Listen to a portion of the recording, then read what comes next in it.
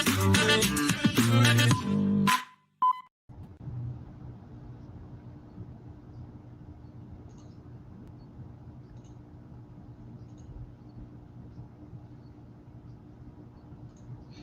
welcome to the Reason and Theology Show, everyone. Your host, Michael Lofton, Wednesday evening, joined by esteemed guest and often contributor, Dr. Matthew Minard. How are you, Dr. Minard? It's great to have you on. Doing great this evening, Michael. Great to be here again. Yeah, I'm really enjoying these lectures, and today we're going to do a little bit different than what we've been normally doing. We've been doing the Summa Theologica lectures, which we're going to continue to do, but now we're going to start an additional series on the Nouvelle Theologie, or theology, however you want to pronounce it. I look forward to this because honestly, this is something I'm a little, I think there's some gaps in my knowledge here because I get different impressions from different people that I've consulted on the matter. And it also seems like you try to read some of these guys, there's just so much that they've written. It's really hard to figure out, what exactly do they hold on this or that view. It seems like you'd have to dedicate a whole life to studying some of this. So I look forward to hearing your lecture on this and learning. But I want to go ahead and pass it over to you. Maybe if you could just kind of introduce us to the topic. What exactly is the Nouvelle Theologie, and just take it wherever you want to go after there. All right. Well, yeah, like you said, it's a big and mixed history. So there's a lot that's going to be going on. Some people who listen are going to think from either side, have I taken everything that I should? So let's just begin by admitting that fact that this is all, my spin on the history based on some work that I've been doing because of translation projects with a collaborator from down at the University of St. Thomas. One preliminary as well. I'm just going to pronounce people. I'm not going to actually stress to pronounce things always in a full French sense. I tend to, maybe it's just the hillbilly in me, I find it just a tiny bit preening and arrogant whenever people really hyper enunciate to make sure that their French sounds right when they're speaking in English. I don't know if you've ever been to England or you've listened to a Brit, even that, or someone who's an Anglophile, where they'll pronounce French cognates that are in our language in English, right? They'll refuse to speak it in the French way. What would be an example? It'll come to me later, right? There are these examples of words that we would pronounce in the French way just naturally, but they refuse to. I'm just going to be loose with it because maybe I will on occasion speak fully in kind of a proper full French accent, but I just don't want to. I don't want to force that, right? That's just a material element as long as we understand everything. Sure. So the Nouvelle Theologie. We're treading out into a world whenever we talk about this that's really just full, as you know, of partisanship, right? In the 1940s, late 1940s, approximately as the normal narrative goes, at least 1946 to 1950, we'll expand it a little bit, both as regards the actual event itself, as well as the much bigger picture we're going to have to look at. But around 1946, an article was penned most famously by Reginald Garrigou-Lagrange called "Where is the New Theology Leading Us? Where is the New Theology Going? La Nouvelle Theologie, où va-t-elle?" And everyone sort of knows of this if they're at least somewhat aware of the idea of the Nouvelle Theologie as a flashpoint when the work of certain Jesuit authors, including, actually no, to be honest, they know of it as Henri de Lubac, but it was actually Henri Boyard, as we're going to say, or Bulliard if you're looking at it as an English person, but Henri Boyard, all of a sudden flashed a set of concerns among conservative Thomists, conservative scholastics, who are reacting. Now I'm rehearsing a kind of standard narrative, who were reacting to a new resurgence of historical or positive theology, patristic studies, and were concerned that scholasticism was going by the wayside, and that the importance of speculative theology was being undercut. Whereas those who were proposing these works on the Jesuit side, people like de Lubac, but also, Jean Danielou, Hans Urs von Balthasar, who would have been a Jesuit at that time, Jean Moreau, and then others who were involved in the Sources Chrétiennes and Theologie series, were just trying to renew theology, to go back to the sources, very source small, as people often point out. And that you just had the hidebound Thomist manualists who were reacting to it. Okay, so that's a kind of highly simplified narrative. Certain thinkers or certain speakers, for example, Bishop Robert Barron, who is a partisan of the Communio school of theology, which grew after the Second Vatican Council as certain more faithful theologians among the reformers, such as Ratzinger, Danielou, de Lubac, von Balthasar, some people like Jean-Luc Marion, French philosopher, and others, founded a journal, Communio, to push back against people like Skilebex, to a degree, Marie-Dominique Chenu, Dominican, Karl Rahner, and others, in a journal that had been known as Concilium. Bishop Barron generally presents a narrative that just, praises the ressourcement, tries to not sound like he's critiquing scholasticism or Neoscholasticism too much, but then basically says after Vatican II, the Nouvelle Theologie proponents, especially the Jesuits we're going to talk about tonight, who actually, truth be told, were probably the best. Just so you know, I can hear you typing pretty loudly. It's coming through. So I apologize. I thought I was on mute here. Sorry about that. Totally fine. It just must be picking up on your mic pretty heavily. Anyway, the Jesuits we're going to talk about today are much more in line with the sorts of folks that Bishop Barron is a proponent of, and also too, really, who are much more faithful than certain other post-conciliar figures who would have also been in the air as the Nouvelle Theologie spread. But we need to ask ourselves a little bit more of what went on in the 1940s to trigger this event, and then what's the big context, and then let's come back in more detail to the events in the 1940s. What we'll do in our next lectures after this is we'll just do some picking and grazing from certain essays, from the era. But today I want to give kind of a big narrative. So I'm going to basically end up dropping names first, then do the big narrative, and then redrop those names in the hopes that they stick for some people. Okay, so let's go immediately to the context of the 1946 outbreak of the controversy, because here I am trying to fix my hair in the wrong way here. Anyway, in 1944, a Jesuit named Henri Boyard wrote a little book called Conversion and Grace According to St. Thomas. I mean, it's in French. And he wrote it actually at the Gregorianum under the conservative Jesuit theologian Charles Boyer, who was a Thomist, not a member of the Thomist school. He was, sort of an independent reader of St. Thomas, but a conservative Thomist nonetheless, and well known in that era. And you'll see discussions, back and forth in journals with Boyer. And Boyer saw no major problems in the work. It was a reevaluation of certain aspects of St. Thomas's approach to conversion, the act of conversion, passing from natural assent to supernatural assent of faith. But at the end of the book, and this is really what triggers everything, and I wish that the conversation about the Nouvelle Theologie started here so people at least could understand why it got so hot so quickly. In the last maybe 15 pages of this published dissertation, for all intents and purposes, he tells a tale of kind of doctrinal development, the way that notions change in theology over the centuries, because he wants to present how St. Thomas, and then all the way up through Tridentine theology, grace was considered as a particular form. It's a quality, right? It's quasi-quality by which the soul is divinized. And so this Aristotelian notion of formal causality plays an important role in the explication theologically, especially of Thomism, a number of scholastics as well. But he wants to point out that, really these notions can change, right? That earlier patristic authors are going to have a different way of discussing grace. The Palamites, because they always come up because of the other conversations we've had here.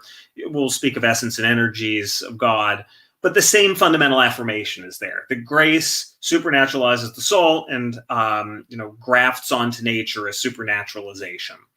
So that kind of fundamental affirmation is there the whole time, but the concepts change, is what Boyard says. Okay, along with, a couple of other related statements, that threw up immense red flares into the air that occasioned the primary first articles that were written by Reginald Garrigou-Lagrange. He starts out with an article that he sends to the Revue Thomiste, the Toulouse Dominican conservative review of Thomism, who in the end rejects the article. Now, it's normal to say that and make it sound as though Garrigou was he was wrong, viewed as being wrong. But actually, the younger men who were at the time on the editorial staff of the Revue Thomiste felt that this article that he wrote against primarily Boyard at that point, with related issues, but it really is primarily an anti-Boyard document, was too quickly rushing to make the condemnation, or at least use the terminology, of modernism. Now, we're going to talk more about that when we back up to the big context. But basically, he was reaching back to his own youth, Garrigou's own youth, to the 1907, 1909, 1910 period of papal encyclicals encyclicals and statements out of the Holy Office by Pius X concerning theological modernism, a nexus of issues in biblical criticism as well as apologetics and theological anthropology that fell under direct censure and condemnation as heretical.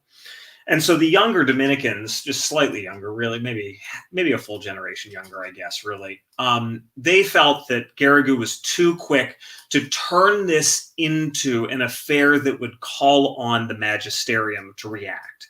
That by referring to what Boyard was doing primarily, and then some insinuations of other things going on in the air, certain manuscripts that were floating around in the studia of the Dominicans and Jesuits, that he was too readily making this not just a theological quibble, but a true de fide affair very quickly.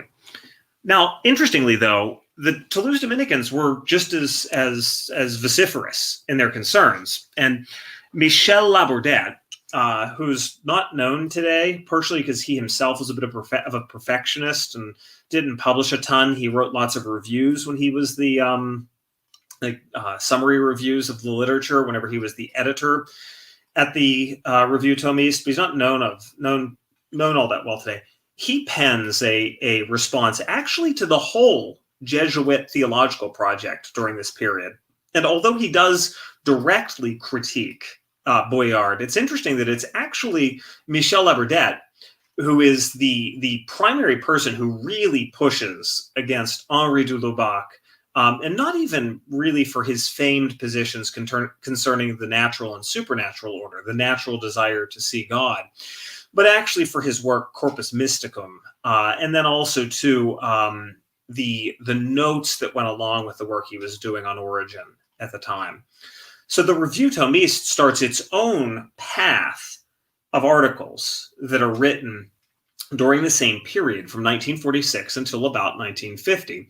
And Michel Labordette, Marie-Joseph Nicolas, I can't remember if he was a cousin, I think he was a cousin of Jean-Hervé Nicolas, the great Freiburg theologian. And then on the edges, the bombastic, wonderful, controversial, problematic, but still has a dear place in my heart, Raymond Leopold Bruckberger. Bruckberger is, I wish he was known more today. He was a thunderous figure, but deeply problematic, broke his vows of celibacy, but basically told the Dominicans, yeah, what are you going to do to me? And they didn't do anything to him. And he supposedly reconciled himself whenever he died in Freiburg, his last couple of years spent back with the order. But in any case, you had percolating in the air this whole argument against Henri Boyard, which is in parallel with the publication of two series of texts. There were, I believe, by 1946, 10 volumes. A series called Theologie and Sources Chrétiennes, or Christian Sources. Sources Chrétiennes is the series that's more well-known, but there are famous volumes from Theologie as well. The study on Gregory of Nyssa, for instance, by Hans-Urs von Balthasar, I'm 90% sure is in there. I should know this because I translated the critique of this, but I guess I didn't double-check my notes before coming in.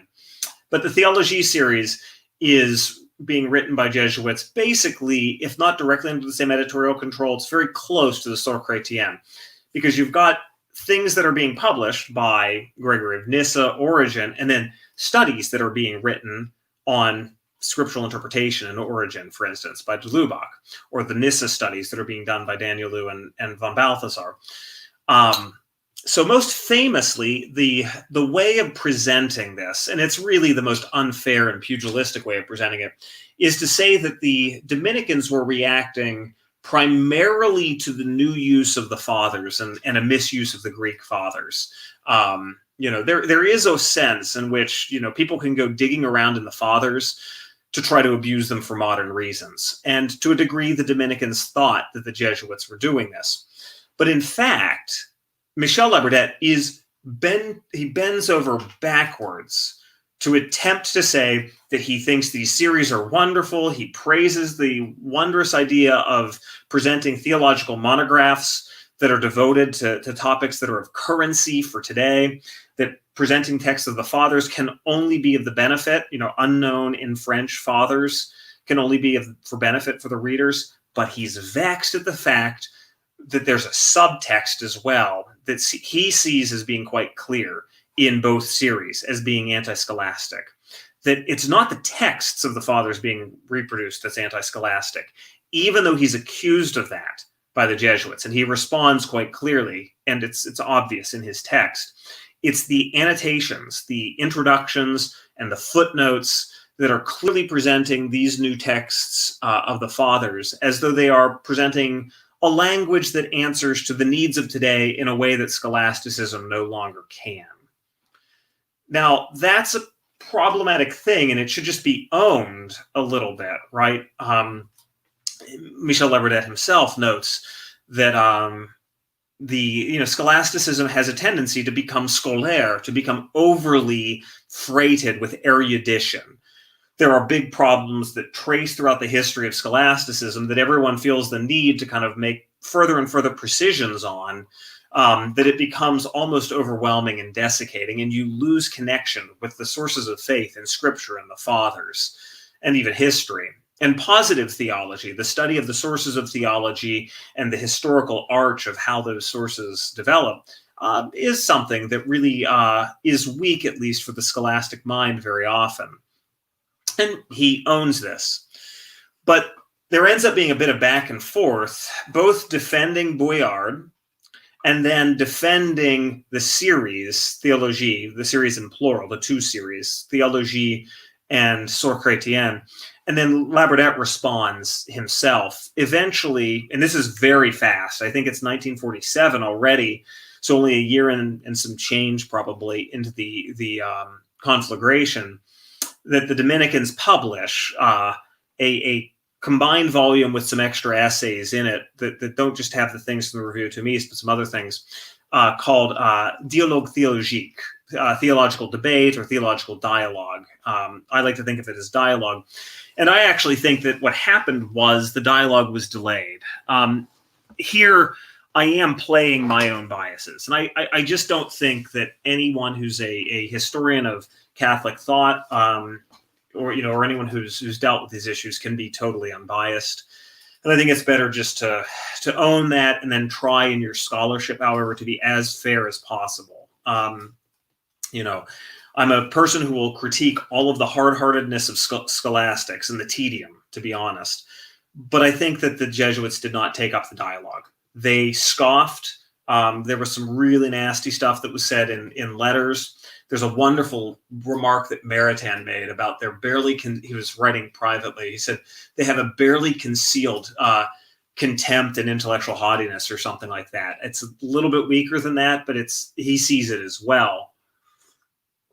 And it's also interesting there, if I may make a point in my sort of manicness, that someone like Maritain, Jacques Maritain, is completely in line with the dual Dominican critique of everything that's coming out, Nouvelle Theologie. And here is where, so if I made maybe some of the defenders of the Communio school a little bit angry, which I'm not intending to do, except maybe in that sort of fun way that someone does, this is where I get mad at the traditionalists or the people who overly simplify this narrative. Because Maritain gets tied right in with, for instance, Nouvelle Theologie, or is insinuated to be there, and he's not. He's not. He critiques it as an old man. It's clear in his private correspondence. He's not. But that's not our issue today. Interestingly, though, as well, Garrigou-Lagrange did not just write one. He didn't write just one article here for this, but instead, and I have to jump over here on my screen to my list, and the poor thing is so teeny tiny. But there actually were written by Garrigou a total of, and I thought I had my book open here, but I had to close it for our lecture because of technology problems. He writes, La Nouvelle Theologie où va-t-elle? Where is the new theology leading us? The truth and the immutability of dogma. This is a wonderful little essay he writes, basically spelling out for Boyard, what are you going to do about all these other concepts that are used? Do they change? I mean, it's almost bombastic. He lists 50 concepts or notions that are developed, yes, over history. It's not as though these are static, ahistorical entities, but they ultimately are fixed truths. And so he kind of bombastically does that. And I believe it's that article. But then there's also, it might be this next one as well, on notions that are consecrated by the councils. And it's on the problem of how philosophical and common sense notions have been, for lack of better terms, consecrated and used then theologically, really even for de fide, proposition of truths to be held on divine faith by the church, proposed by the church to be held on divine faith, that is. The necessity of returning to the traditional concept of truth. In this article, he's attacking someone like Maurice Blondel, who at this point would be a very aged philosopher, late 19th, early 20th century philosopher in the Catholic world, who was underneath the hood for, really, to be honest, most of the Jesuits who were writing during this period. You cannot talk about the Nouvelle Theologie without engaging at depth, actually, really, Blondel. And this is going to have to be part of the reckoning that's going to have to happen, if we're going to be honest, in Catholic thought, actually, over the course of maybe the next 30 years, whenever we realize that the world has totally fallen apart and we need to just be honest about our own history on both sides. But so Garrigou brings the Blondel stuff in. He does more on the immutability of truths. And then in that article, he does a little tiny bit, about 4 pages, about de Lubac on the supernatural. He stayed out of that fray. So whenever you hear people talk about it being a big deal over de Lubac and the supernatural, that's what the Nouvelle Theologie crisis was. No, it was a crisis over, really, doctrinal development and the nature of theology. That's what it really was. And then also, too, there were some letters between Maurice Blondel and Garrigou that were exchanged.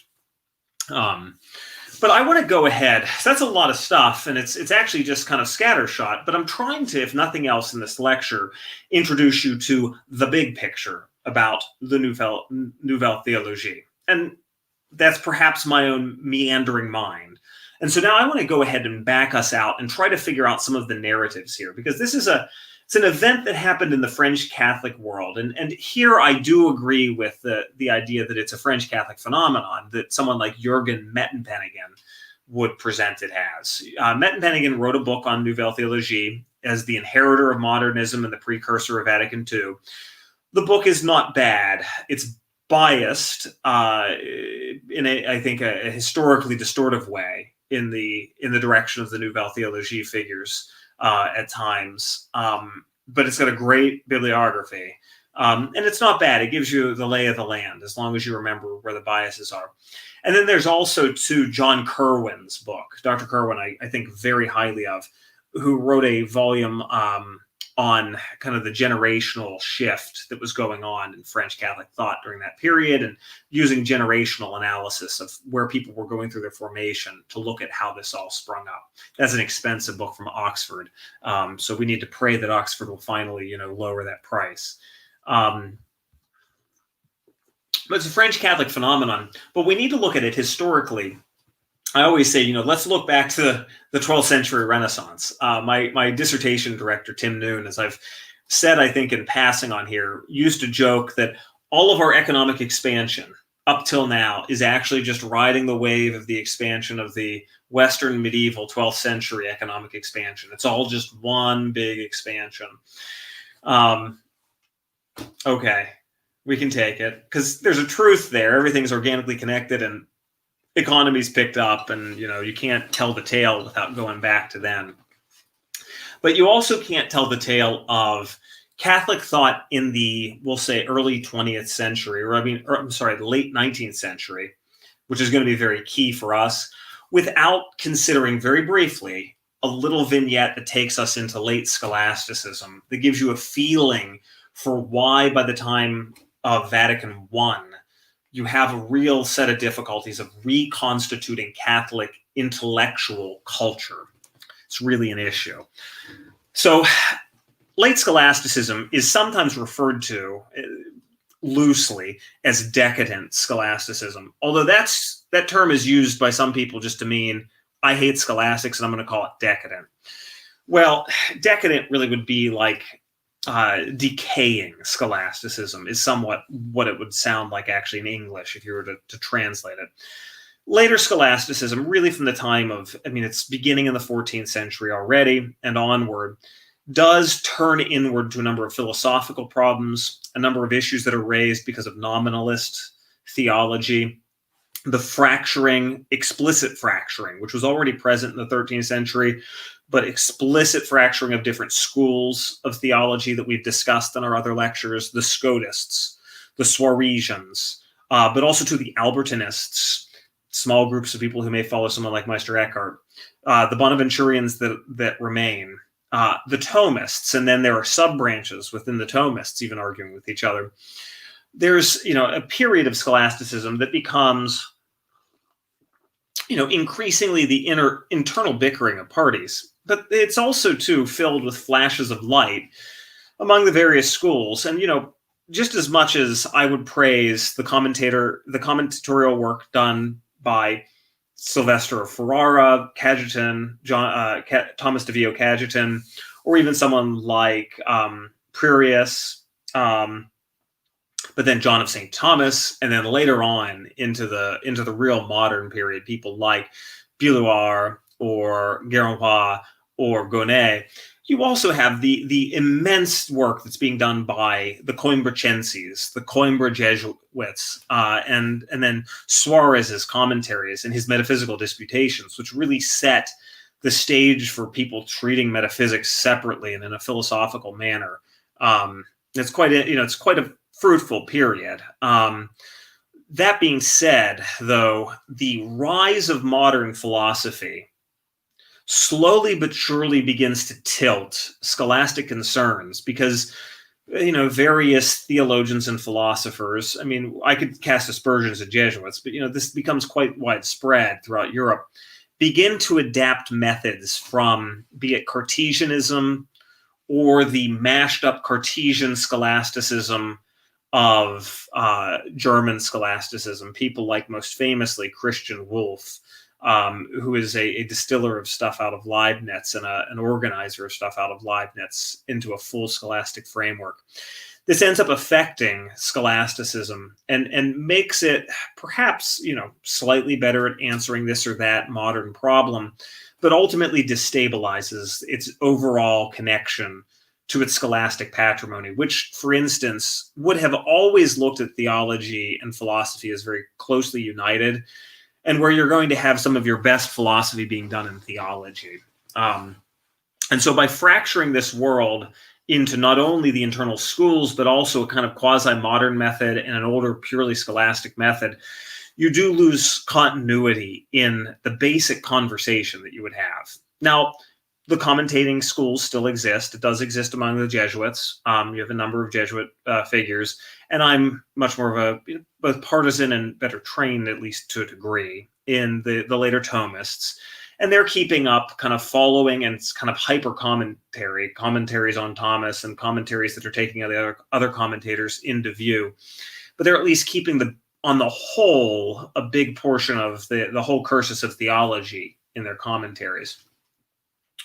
But in particular, the shattering that really nails this are the 19th century revolutions, right?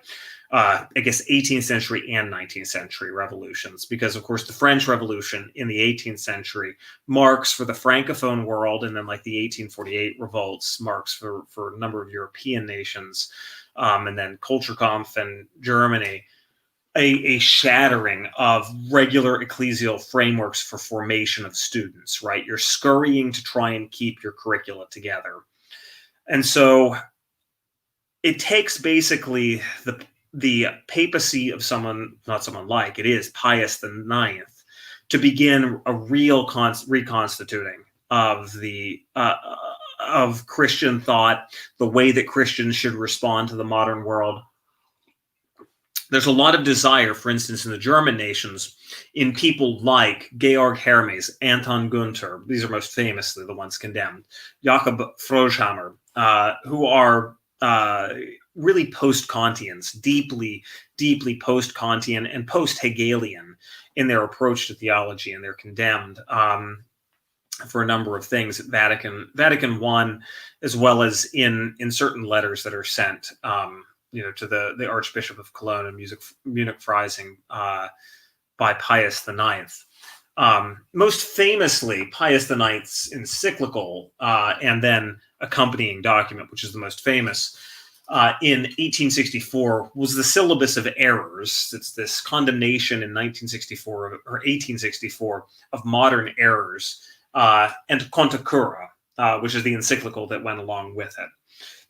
And already early in his papacy, he was a bit of a reformer, but he became increasingly reactionary. He was considering a council and was being counseled to have a council. At 64, he's announcing the First Vatican Council. And really, his work in the Syllabus of Errors is then very clearly reflected in the concerns over faith and reason that are being articulated at the First Vatican Council, basically condemning certain philosophical errors that would render the account of the act of faith, the way that miracles are both possible and noetically involved in apologetics, combating positions that would render those problematic from a Catholic perspective. Now, you had in the Catholic world, part of it's a response to Protestantism, part of it's a response to modern methodology. Figures like those at Tübingen in Germany, like Johann Adam Müller, Johann Sebastian von Drey, who are paving the way for positive theology in a significant way. Now, there are figures in the earlier period, someone like, I can see his face, Denis Pétot, Petavius, he's sometimes known as, who are already concerned with matters of positive theology. You could say probably in a way, although it's more scriptural, someone like Erasmus of Rotterdam is as well. But clearly in the late 18th century and early 19th century at Tübingen, you have the formation of a school of thought that's concerned with articulating the sources of the faith, explaining doctrinal development, historical theology in a really institutionalized manner, even if some of the way that it was done was problematic. And right, a little bit later in that century, in the 19th century, you're going to have Newman's famous work, while he's still an Anglican, on doctrinal development as well. And so this is going on, as well as, however, other figures who are already beginning to plow the ground as well, for then a really full scholastic revival. But let's also just make sure that we push in there two more figures who are more, we'll say, ressourcement, that they're worried about this kind of positive theology and going back to the sources. I'm sure your listeners know of Matthias Schieben, or Matthias Schieben. Some people may say that, but Matthias Schieben, who was really in many ways, I don't know if self-trained is not the right way, but he was widely read himself because of basically the limitations that were put on him, from what I understand, because of the German cultural milieu at the period and its anti-Catholic stances. He wrote some really excellent, even if a Thomist doesn't agree with everything in them, text on theology. His Dogmatique has a lot of great content, very erudite, and it's thankfully being translated by Michael Miller. At least right now, he's doing the volumes for Emmaus Academic.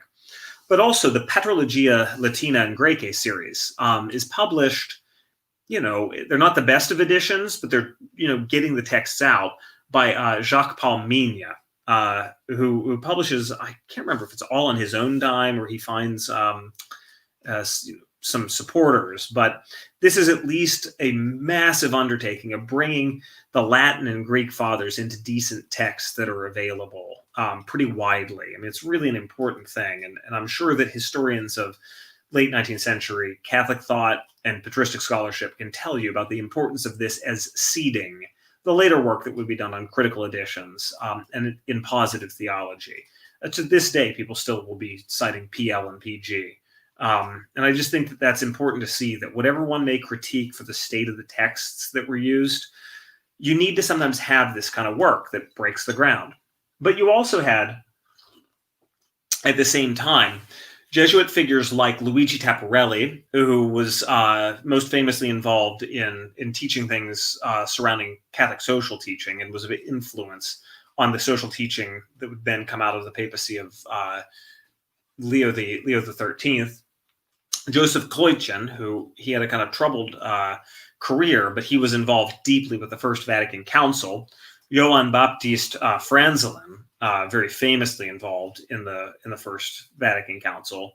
And then also among the Dominicans, the great preacher, and he was a convert from political liberalism, Jean-Baptiste Henri Lacordaire. Lacordaire is just a wondrous preacher. And actually the editions you can find to his texts are very good translations. The people who did the translations, I think late 18th century of his stuff, or late 1800s of his stuff, did a really fine job. I sometimes refer to them to double check my own work translating. They did a great job with them. He's just a stentorian preacher.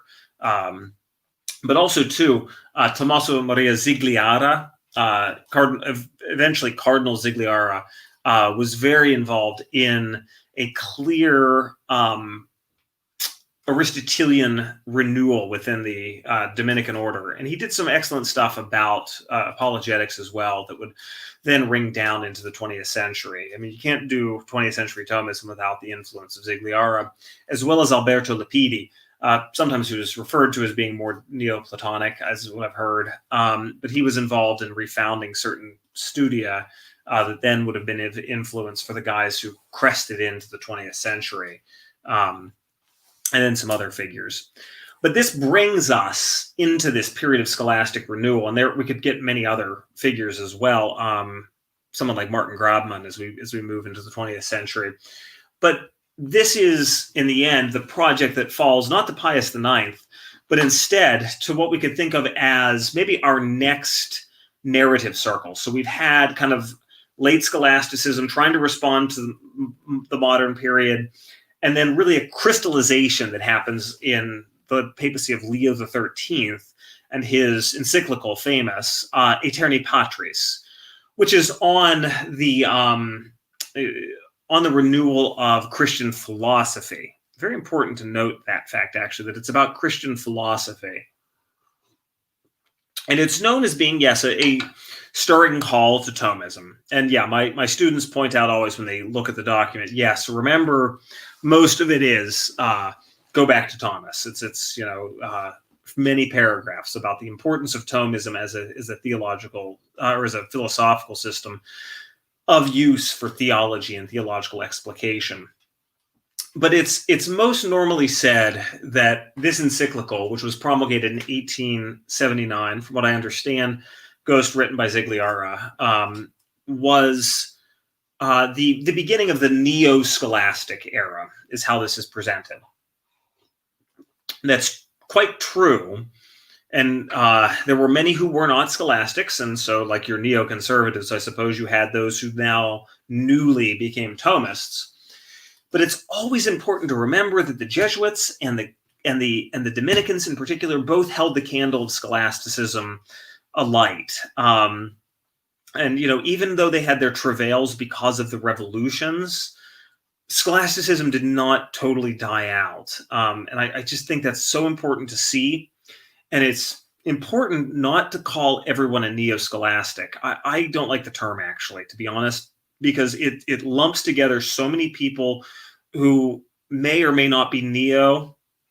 Someone like Etienne Gilson, we could say, even though everyone seems to think he's the cat's meow because he's a historian, and I owe much to Gilson, but I have kind of a little bit of bad blood because of the way that people dismiss others and favor him nowadays, is more neo-scholastic, really, than someone like Reginald Garrigou-Lagrange, who is just a Thomist of the old school.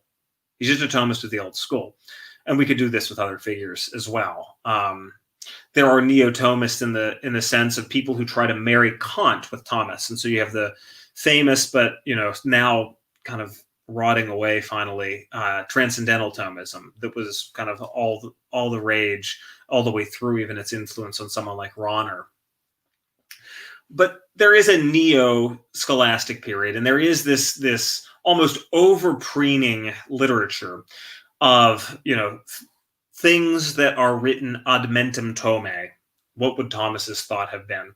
Although already during this period, you have, like, for instance, the great volumes of Bonaventure's work that are published by the Franciscans at Karachi.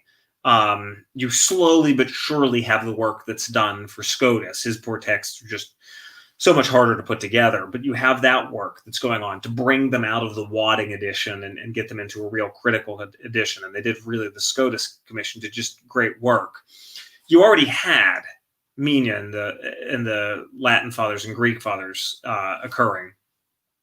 You have the publication, though, also of, like, the Dictionnaire Theologie Catholique, which is under Alfred Vicant and others, the great conservative French encyclopedia of Catholic thought. It's actually very good. Dated now, but there's some articles that people haven't done stuff on. I still recommend the articles on probabilism and theological sources, Nouvelle Theologie or Locis Theologicis.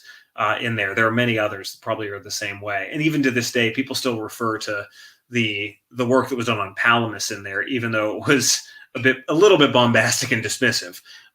Still, it was really good scholarship at the time.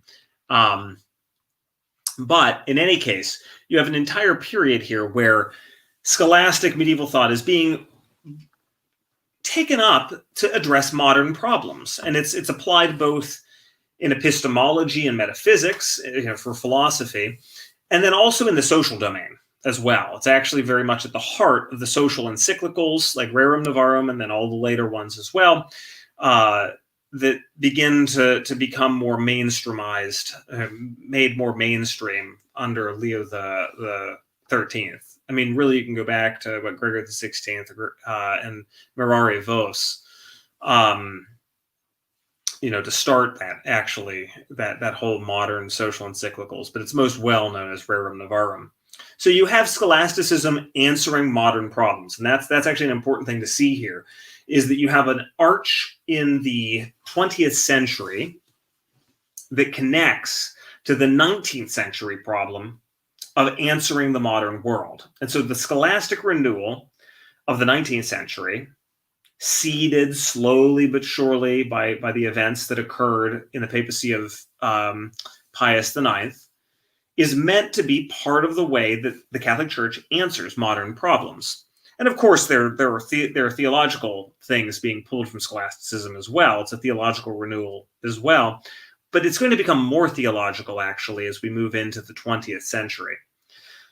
But you have then our next narrative point of contact that's important, and that's the response to modernism, to theological modernism, a multi-headed hydra that involves a number of thinkers. I wish I had my book right here. CUA Press has kind of an investigation of the various figures who were involved in the modernist controversy. People like George Turrell and Alfred Loisy are the most among those most famously tied up in this. Loisy was a scriptural exegete and very problematically, historical, critical, and modern in his methods, to the point of detriment to the historicity of texts, as well as their supernatural inspiration. But even more deeply, that question of inspiration, of religious knowledge as supernatural faith, as opposed to a kind of broad religious sense that all people have. This kind of thing was percolating in the air in a number of Catholic thinkers, and Pius X just felt the need, very rightly, to smash down on that whole movement, where you had issues in exegesis, issues regarding the supernaturality of faith, issues regarding theological anthropology, issues regarding then religious experience, the development of dogma, and how dogmas change and how they're related to religious and spiritual experience. All of this crystallizes in Pascendi Dominici Gregis, encyclical in 1907, as well as then soon thereafter the anti-modernist oath and the accompanying new syllabus of errors, Lamentabili sine exitu. So those are like that event, those events over those few years are an utter flashpoint in, yes, French Catholic culture, because it has repercussions on people like Loisy, but also too throughout the Catholic world. You have the anti-modernist oath, you have committees that are made to check in and make sure that modernist teaching or modernist approaches are not infiltrating their way into seminaries and theological faculties. You have many monographs that are being written, most famously during this period, the text on apologetics by Gardet, Le Donné Révélé, his work on the datum of revelation, is an anti-modernist text. Le Sens Commun by Garrigou Lagrange, which is to come out from Emmaus Academic early next year. Actually, we just finished the copy editing. That's one of these famous texts that is responding, in that case, to Edward Leroy, another another person falling under the modernist condemnations because of his theory of truth and dogma. So that really shakes the Catholic consciousness, and it has resonances that will want to hold the tongues of people in the 1940s from saying the word modernist and using it as an accusation. Hence, we're going to see the problem with Garrigou's article. But in the meanwhile, there are some interesting it's another set of debates that are going on among the main big Catholic debates. And I think this one's the most important to see a drift toward theology from philosophy. Dr. John Kerwin kept bringing this up in passing when we were talking about things we were working on. And in the 30s, some of you may know, some of your listeners here at Reason and Theology may know of the Catholic and even out of the Catholic world debate over Christian philosophy. The problem of, can there be such a thing as a Christian philosophy? And people still talk about this today. There's a famous article by Alvin Plantinga to this effect on this same topic for much later. But in the 30s, a couple of French secular thinkers, Émile Breillet, Brunswick, and others, were involved in a set of back and forth with someone like Gilson over the possibility of even there being a Christian philosophy. And some, like Breillet, for example, said that you could not speak of a Christian philosophy, he said, any more than you could of a Christian mathematics or of a Christian physics. That's a direct quote from him. And so this, within the Catholic world, opened up this question of, well, how does faith influence philosophy? And so you had some people who took a position that's still to this day presented as being the only one that real Thomists took, that, yeah, there are Christian philosophers, but there's no such thing as a Christian philosophy. That someone like Pierre Mandonnet, who's a historian, Dominican, or Ferdinand van Steenbergen, who was the teacher of one of my teachers, Monsignor Whipple, were very much against the idea that you could say that there is objectively, in the objective structure of philosophy, such a thing as a Christian philosophy. And there are others too. This is a very normal thing to say that theology is a negative norm, or that faith is a negative norm and theology is a negative norm that stops the philosopher from going down certain paths, but it doesn't actually enter into the warp and woof of philosophy because you don't want to transgress the boundaries between faith and reason. Gilson, for his part, and here is one of the works by Gilson I think very highly of, and there are a number of them, that I think highly of on their own merits. It's the Gilsonians who drive me crazy sometimes, partisanship. But sorry, there's a little bit of a crazy madman in me about that. but the work on the spirit of medieval philosophy, it's a great text, actually. It's a really good book. And it basically approaches a set of questions and topics. He has chapter by chapter. And he says, historically, by looking at how philosophy is done in the Christian period, you've got all sorts of topics and conclusions and discussions that never exist in another context. They're not existing in other contexts that are not Christian. So just looking historically at the issue, there's such a thing as a Christian philosophy. And then to pair alongside his history, Jacques Maritain wrote an essay on Christian philosophy, and also some clarifications in his work, Science and Wisdom. I think very highly of that work. It's got some little translation problems here and there, especially on one thing that drives me crazy. But in those works, he lays out, as a Thomist, kind of a doctrinal position, explaining how both subjectively, merely because the person is a Christian, their philosophy is altered, but also, too, objectively, how philosophy is altered by the having of faith, even in its objective structure. And quite interestingly, actually, this is in I'm not here to pitch my books, but refer to them. In the volume I did on Garrigou, with his philosophical essays, Philosophizing in Faith, I found an interesting text I included in there on the issue of religion and philosophy, is how it's termed. But in fact, it's really on this whole question of Christian philosophy. It was written, the article was originally in 1936.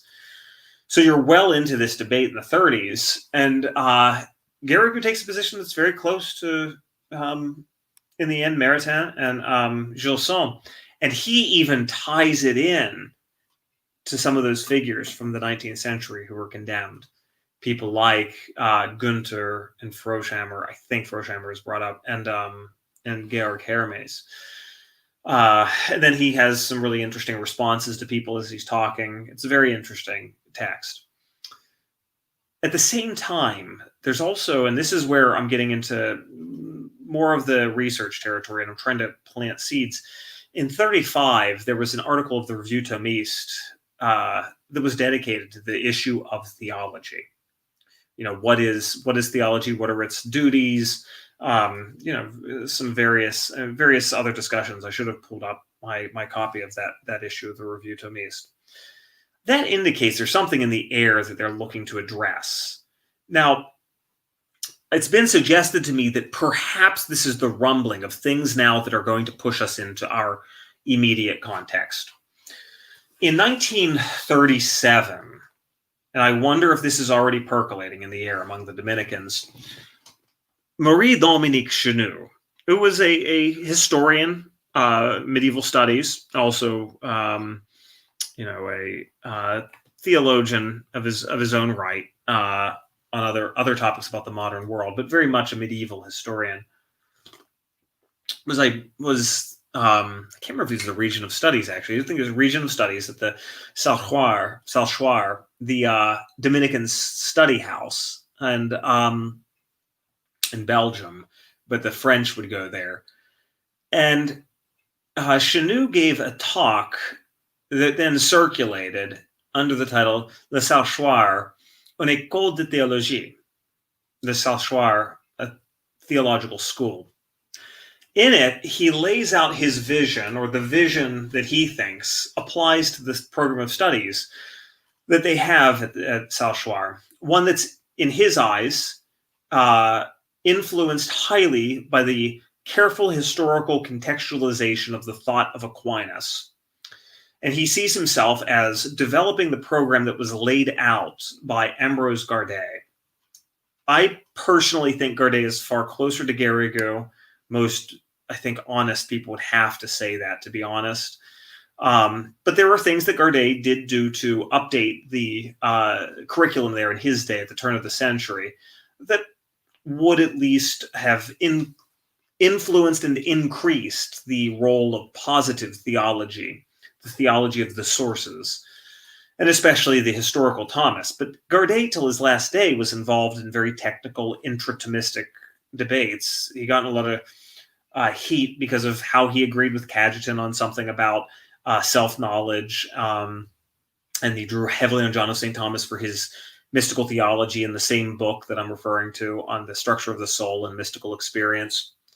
But Chenu gives this talk, and in the talk that then gets published, he does say things like each theology is effectively the expression of the spirituality of its author. It's hard to get a copy of it, and I want to understand from citations that was said in there. Blessedly, there's going to at least be a translation of it, which is going to make it easier to get. It's kind of expensive in the French. I really should get a copy, given that I have everything else here. And so I don't want to throw him under the bus, but I don't doubt that there was looseness regarding the historical relativization of theological systems in the text. That what he was critiqued for in that regard was at least existent. And this is where, I just admit my own, not having the text on the shelf, but at least I do that unlike others who talk about this topic sometimes, who like to act as though they know all the details, but I'm not going to go too catty. Okay. So Chenu gets heat on this, and there's going to be an English translation of this from Gabriel Flynn. Father Flynn is doing there's a series of Nouvelle-centric monographs and translations that will be coming out over the next, few years. But there also was around the same time, the next year in 38, by Charlier, his first name I don't have written down here. I apologize. I had to go look it up, and now I don't have it. That's how bad of me. But Charlier's text, it's an essay on the problem of theology, or an essay on the nature of theology. And in it, there's some stuff about the connection between revelation and theological conclusions that risks making it seem as though revelation could continue. At least that's how it's interpreted. That there could be the continued development in theology that then would be proposed by the magisterium would be really a kind of continuation of revelation. This raises the hackles eventually of the index. In 1942, Chenu and Charlier are put on the index, their works. Chenu is also removed from his post. Garrigou was involved in the inquest that was done for that. From what I understand, the private letters, it pained him because he thought very highly of Chenu and wanted Chenu to actually stay and be his assistant at the Angelicum. But Chenu wanted to go and do historical theology, and not the scholastic theology like the Romans were doing.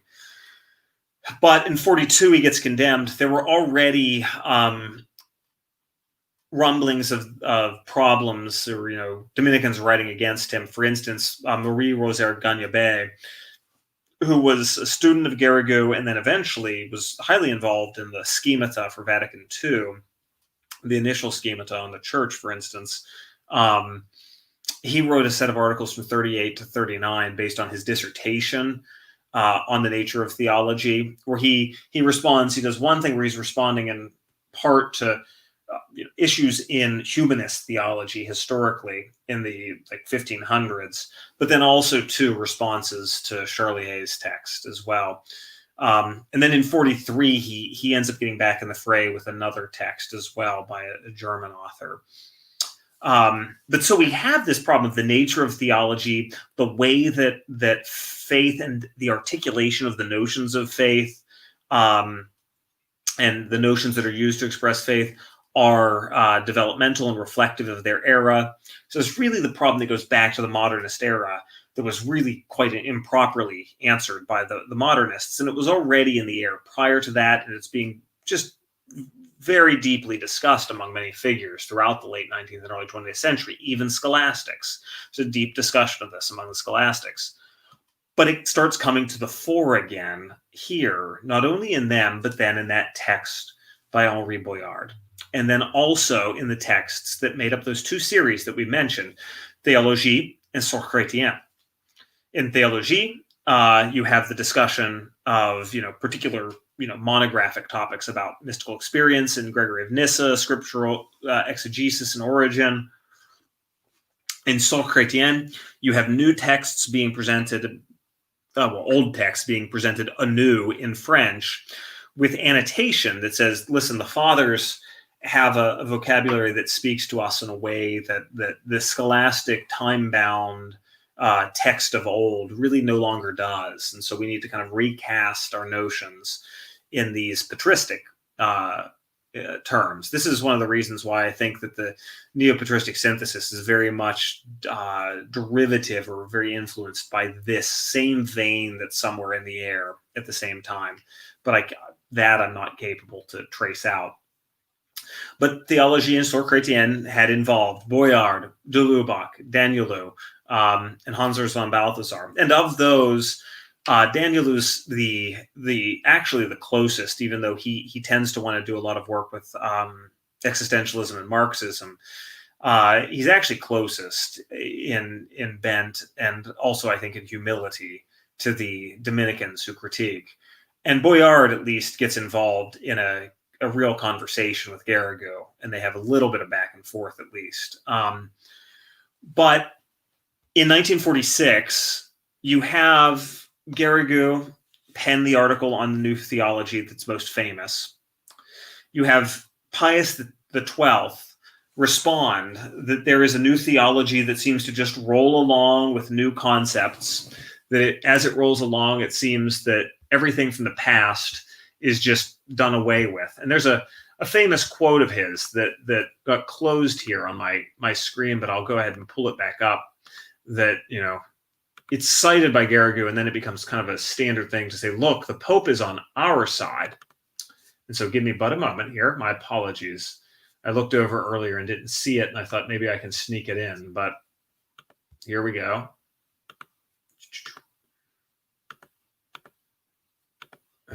My apologies. This is a wee bit. There we go. In September of 46, addressing the Jesuits, Pius XII says, much has been said, though not with careful enough consideration, about the new theology, a term that was actually in 44 coined by Pietro Parente, a Roman theologian, although it's already being used somewhat, for instance, by Mariano Cordovani, the master of the Sacred Palace, even before that.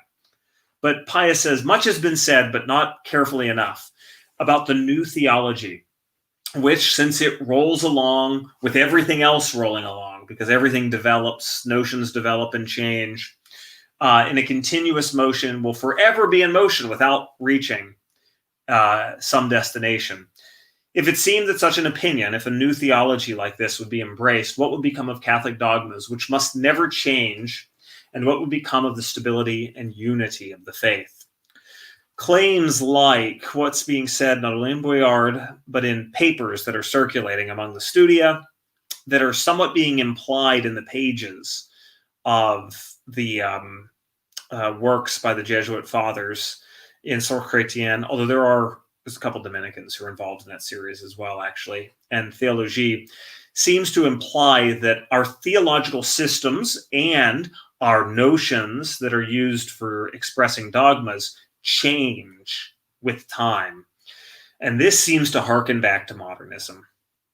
And ultimately, in a series of articles that Michel Labordette penned that I mentioned, he does express this concern. And so he writes an article on the sources of theology that's responded to anonymously by the Jesuits, although we now know it's more than likely written by de Lubac. Very, in my opinion, it's a bit nasty of an article, and it's not fair. And then Michel Labordette responds, God love him, with a detailed point-by-point response where he republishes the original article with added footnotes. So there's a series of numerated footnotes and then letter footnotes, A to S or something, that are just him commenting on the responses that were made by de Lubac. And then you have Bruno de Salage, another figure who comes into the fray to defend Boyard. And so Garrigou responds to him. Michel Labordette and Marie-Joseph Nicolas respond to Leblond, who has a kind of strange theory of analogy that he tries to develop to explain doctrinal development. It's not a Thomist theory, I can say that. And Labradette and Nicola have a very closely argued, almost tedious, but very, actually broad-souled attempt without being partisan, not reading texts, they're not citing Thomas everywhere, trying to show, however, how it is that our notions and systems develop, even though ultimately there are necessary truths that are true across time as well.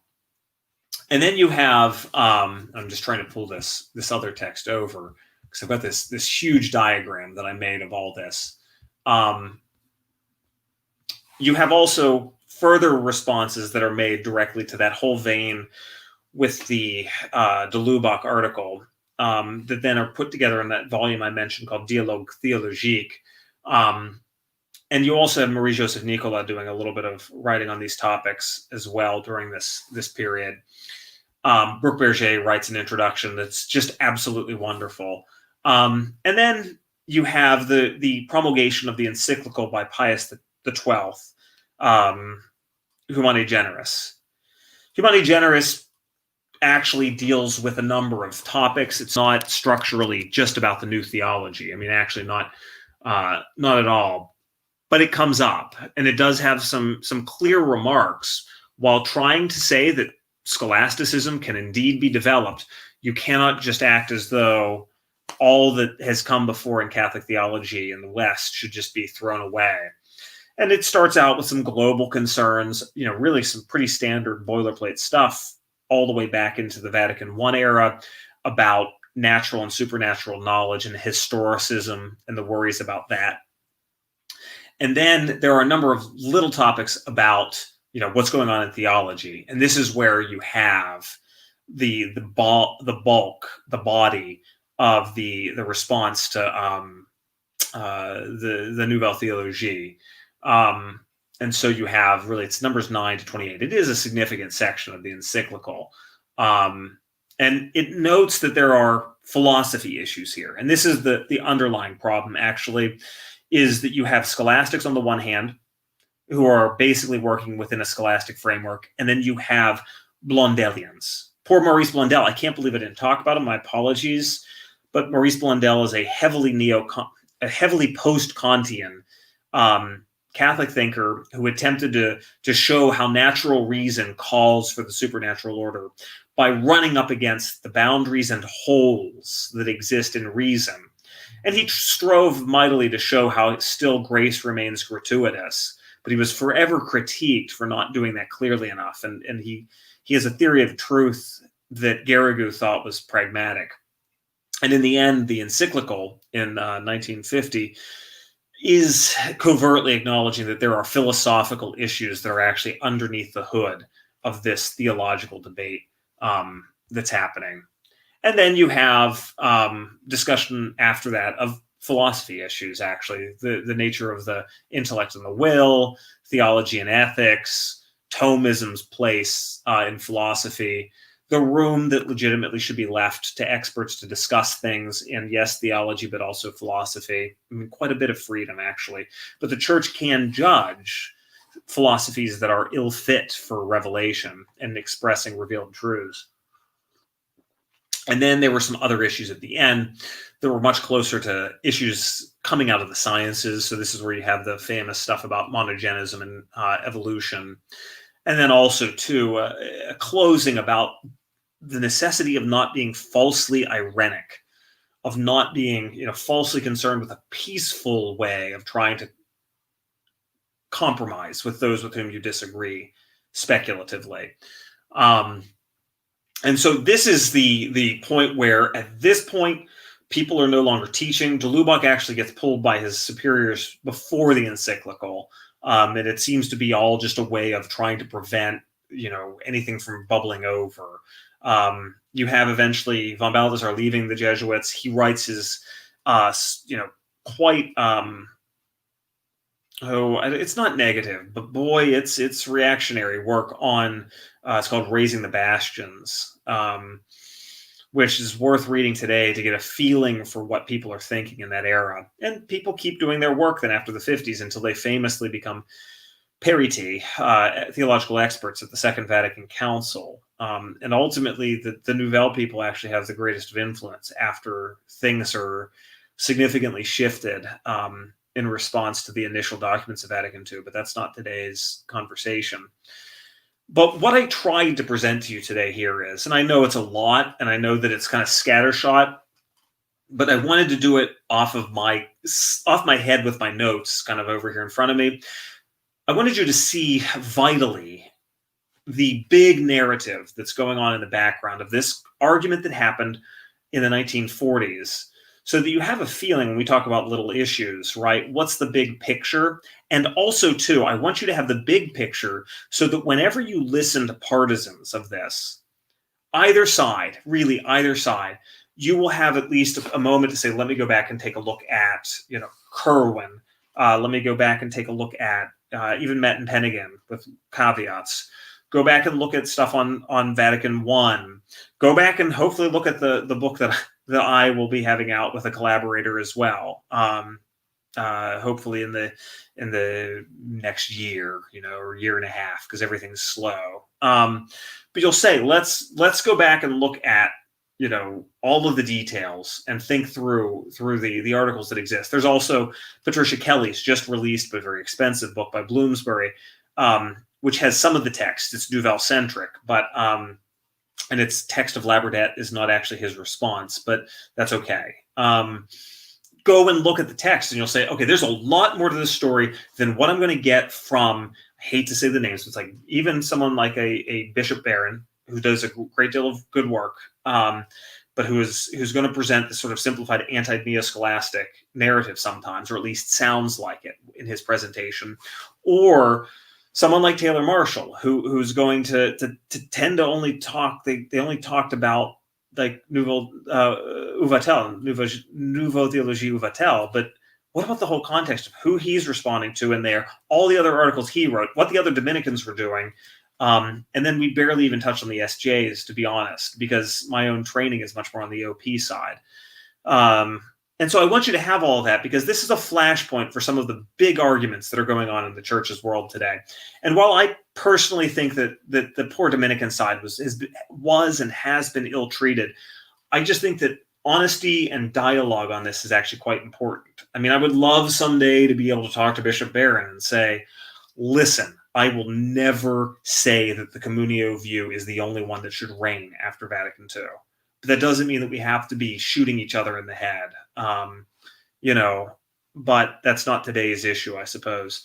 So there is my rambling Professor Minor talk on this, a bit of my madness. I'll let the screens, they have now come back to the two. The dyad is reconstituted, so let's go. Can you hear me? Are you able to hear me? Yeah, I can hear you. Okay, and that's odd. I'm trying to figure out, do I sound like I'm far back, or do I sound... Echo is all. Echo. So I must have another mic in here somehow turned on, because my main mic is off right now. And can you hear me better now? I mean, I can hear you just the same, really. I mean, just about. Really? I don't know. I can't figure this out now because I have it on mute. Now, so I was trying to figure out why you could hear the typing, and you shouldn't have been able to hear me talk either right now. So I'll figure it out. Technology. Whatever. Anyways, I have a couple questions, but first I wanted to get into some of the chat questions that I saw. I saw some come around the 709 mark. Let me pull it up here. It was from Mauricio. Here it is.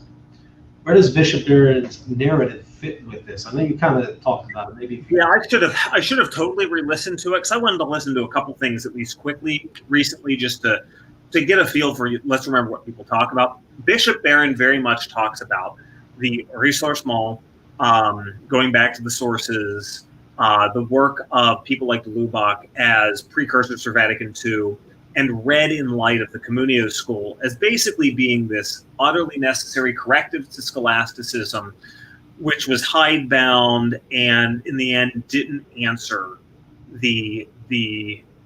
really answer what the Jesuits said back to the Dominicans.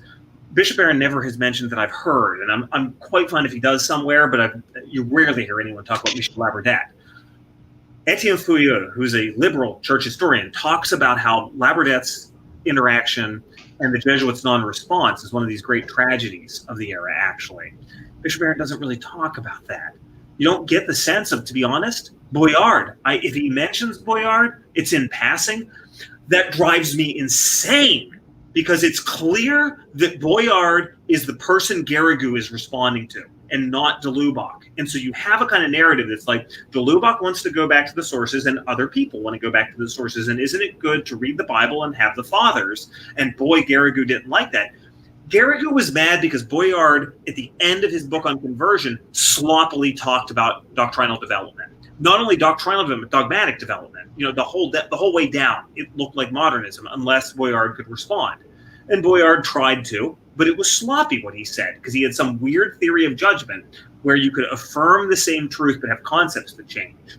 Now, you could mean different things by the word concept and judgment than Garrigou did. And that's part of what's going on here. Is they have very different philosophies and they're talking past each other.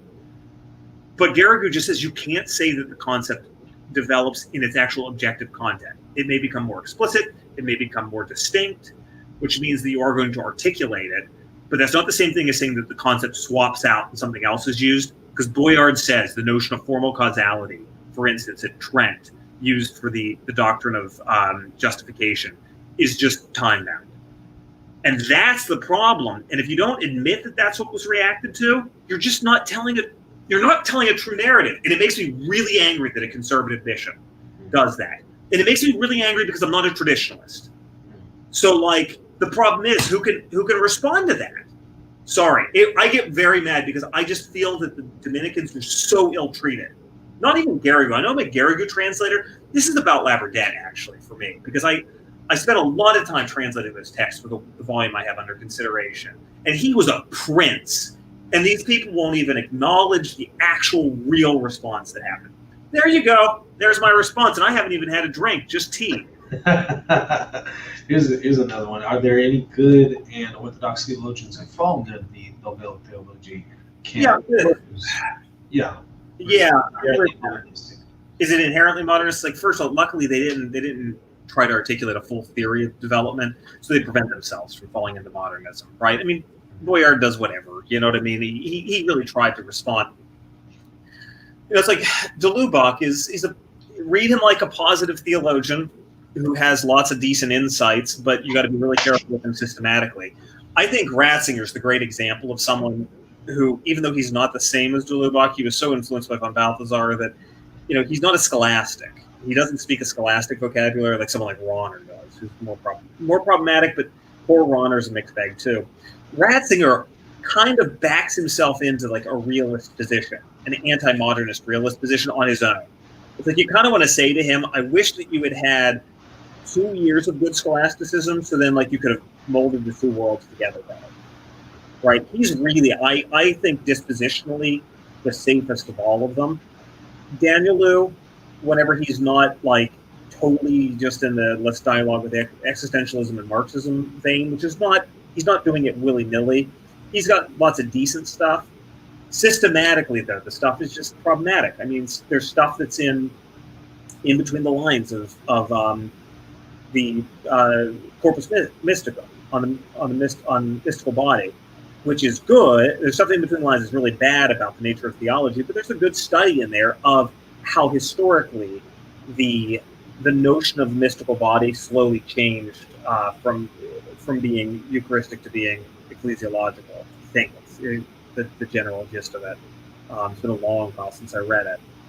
You know, but discussing the way that this changes because of the language of the solidifying language of transubstantiation that becomes necessary for the real presence. But the problem is with de Lubac, he's always doing speculative theology under the guise of positive theology, so you just have to be aware of it. He's doing it surnaturel. Surnaturel has a lot of like interesting history, but that's a dangerous text, in my opinion. I think surnaturel is a dangerous text. Now, I can hear the communio people just losing their mind over that, but that's an argument we can have. I'm a partisan of Feingold on this. I think his study is good.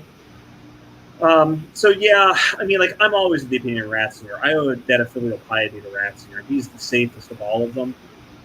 Von Balthasar is a tedious pedant, in my opinion, but hey, he was inspirational for he's inspirational for someone like Bishop Barron, and that's fine. I don't have to read him, so you know, I have to like devote myself to him in the way that he did. That's fine. Some people hate Maritain, and Maritain is like inner sanctum. So the trads hate Maritain. Go on. Justin the Gathic also has one here. This Théard de Chardin. Yeah, poor Teilhard de Chardin. You know, I had him in my notes. I didn't want to get off on it. So there's stuff in those monographs that were circulating around the studio that were Teilhard de Chardin stuff. There's stuff on evolution that's floating around among the Jesuits that's Teilhard de Chardin stuff. Clearly, de Lubac around that era, and then even later on, went into the 50s, and I think it's even the 60s, he's defending Teilhard de Chardin. Yeah, Teilhard de Chardin is clearly in the background, and if I have not mentioned him, it's because, funny enough, Garrigou doesn't mention him, but it's the texts there. He says there are these texts that are floating around. That's an anti-Teilhard de Chardin thing. And there's a tiny little bit that Labradette mentions. So, yeah, Teilhard de Chardin's thought is in the background. It's influencing. It's a vector for Bergson, Henri Bergson, and his vitalism, and also by way of bent for Blondel. He's not a Blondelian, but it's in line with Blondelianism. And Chardin was close to Edward Leroy, who was one of the modernists who was condemned. And Leroy was close to Bergson. It's all very connected, but yeah. I just didn't mention him. I may add though that Teilhard de Chardin, one of the people who you had on, who had a very good talk about regalism earlier, connected Maritain to Teilhard de Chardin. I just can't do it. And Maritain also he went off on like a 40-page or something like screed in his memoir. Like he's talking about other stuff, and then he doglegs into anti-Teilhard de Chardin. And you're like, whoa, you're 80-something years old. You can do whatever you want. But this isn't quite linear. Anyway. You know, you were talking about the concilium earlier. And, I was curious. About a month or two ago, I looked them up. And I was mortified to see some of the stuff that was on the homepage of concilium. Their current journal. Yes. I haven't looked at it for a long while, to be honest. Yeah. Well, it's like going to a CPSA meeting. The question you can pass on it. I was going to say, is the current state of concilium, do you think it's a natural development of its earlier material? Because when I went on there, it was really liberal. Oh, I don't know enough the history of the journal to make any kind of major contribution to that. But the fact that they became a separate branch, I would just think they kept developing down those lines. Mm-hmm. It's tragic that Rahner is part of that line. I mean, it's one thing if it's someone that, even Scholasticism is actually tragic.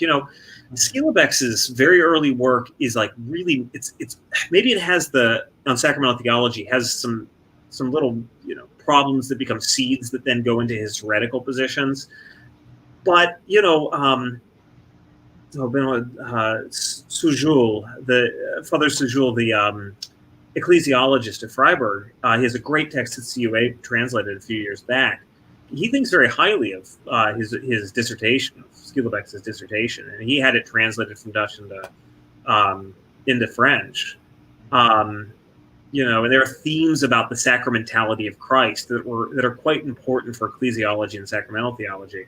But like I find Rahner tragic because he straddles the world of scholasticism and then slowly but surely Heideggerianism. And it's really sad because he's like the last of the great German Jesuit scholastics. And yet, there then become these problem points. And then the Rahnerians that becomes much more developed down the progressive theological strand. Did Karl Rahner ever, in your opinion, begin to adopt heretical positions? Yeah, I'd have to go back and revisit, for instance, the stuff about transsignification and how that all shook out because he got in trouble for that. But that's where you butt up against my own non-training, right? So I don't want to. But aside from that, it seems like he was very nuanced from what I read. Oh, he is. I mean, like, even where he's wrong, like in this essay on uncreated grace that maybe I talked about, I mean, he's really concerned with it for like all the right reasons, to be honest.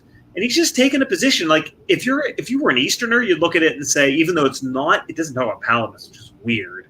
Shows how much of a scholastic he is, though, actually, because he's caught up in all the scholastic debates.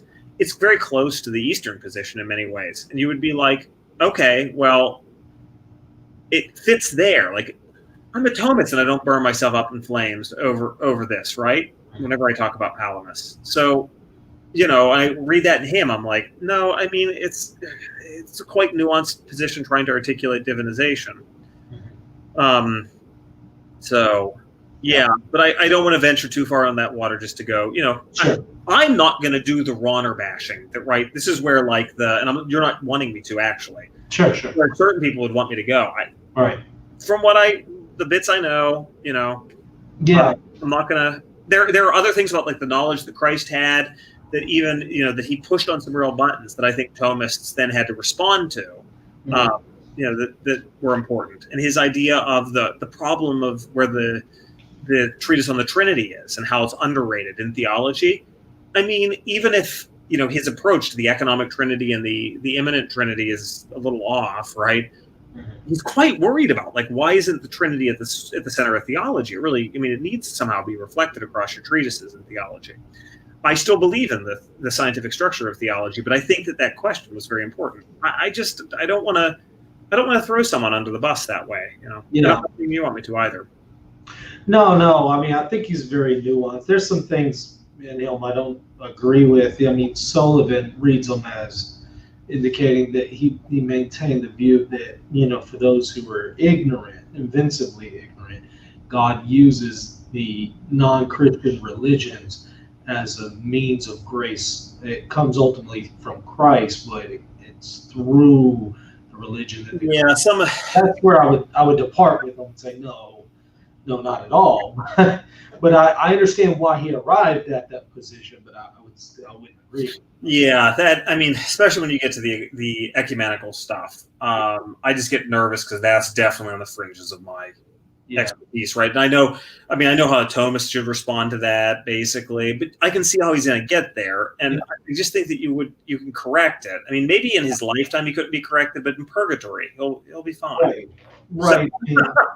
I wouldn't say it's heresy. I would just say it's a theological. I haven't arrived at the position, but I don't agree with it. I think that it's a little too dangerous. A theological error that's trying to explain the way that grace is present there, but not doing it in a theological way that's correct. And it's so important to make that distinction. That would be a good way to put it. Yeah.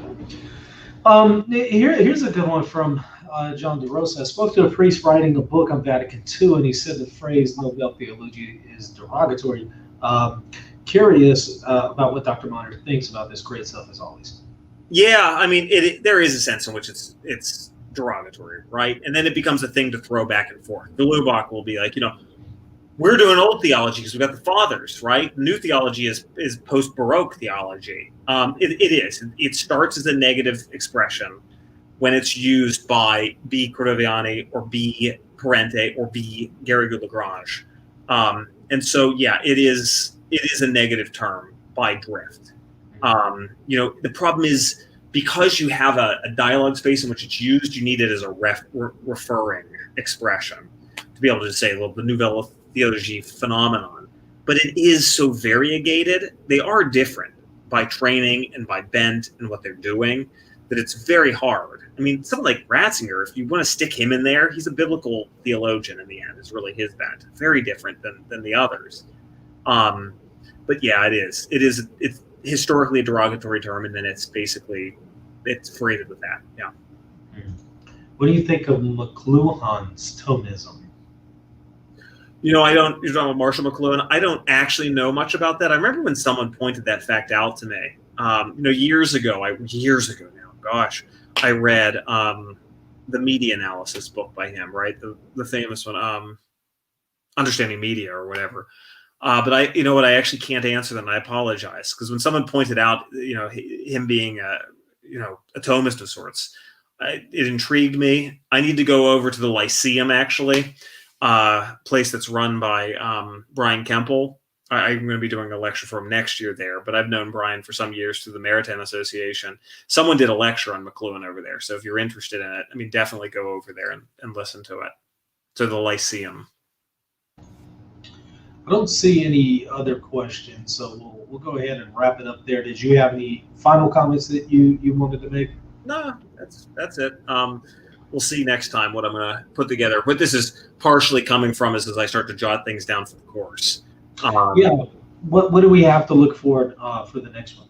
Well, I'm going to dig down into those texts a bit. I mean, I'll probably do a discussion of Boyard's text directly, and maybe Nouvelle Theologie, Uvatel, and one of the others that responded to it. And that may get us pretty close to time, actually. I'll have to be careful not to run us over, because I want to do a close look at those texts. And then the attendant things, right? What's being talked about, for instance, from the Council of Trent, and why is this problematic? And maybe we'll end up tagging into, like, then what is this connected to with the modernist period, right? Like, what is it that the conservatives are hearing in these words that remind them of stuff from the modernist period? There is one more that I just glanced at that I think is worth asking. What do you think about the influence of the Nouvelle on radical orthodoxy? Yeah, it's been a while since I've thought about the radical orthodoxy folks, but I mean, right, you would consider Milbank. He's a radical orthodox guy, right? Right. Yeah, it's because there were some shifts in those who were considered radical orthodoxy that I didn't follow directly. I mean, in the end, their influence was under someone's banner like Milbank by a kind of Dulubachianism, but that's different than Nouvelle Theologie in the end, right? People tend to think of Nouvelle Theologie as being a nature grace issue, and that's usually the point of connection between the Catholic world and the radical orthodoxy folks, from what I understand. But more broadly, I mean, a return to sources, I'd have to look at that because it's an Anglican movement, right? Well, Presbyterians are pretty big into it too, so I would definitely put it with the Reformed. Yeah, well, it's not Anglicans. Yeah, I mean, I'd have to look and see, like, the veins of return to early church sources in them and how they approach that might be feeding off of the Nouvelle Theologie, to the degree that they get sucked up into Milbank's narratives about the nature grace issues. That's going to tie into at least de Lubach's Surnaturel. But it's more about the nature of theology and what is theology as a discipline. And I'm not sure actually where they stand on that, because it's been 15 years since I've thought at length about them. When I was trying to find my theological home when I was a monk was the last time I really engaged there. Seems like it would be fun to do a show on that. Maybe I can get. You should find something. That would be really good to do, actually. We'll do a round table. I'd love to be on it. Yeah, I mean, we can find someone else, but I'd love to do a round table. Someone have you on it for sure. Yeah. But we'll see if we can maybe get one who maintains that view on, and we'll go from there. But anyways, Dr. Monard, I enjoyed it so much. Thank you so much for coming on as usual. I look forward to the next one. Great. It was great to be on. Have a good night, everyone. Everyone, thank you for watching. Don't forget to comment, like, subscribe, share this on your social media, and also check us out, patreon.com/reasoning theology if you would like to support us. Until next time, God bless.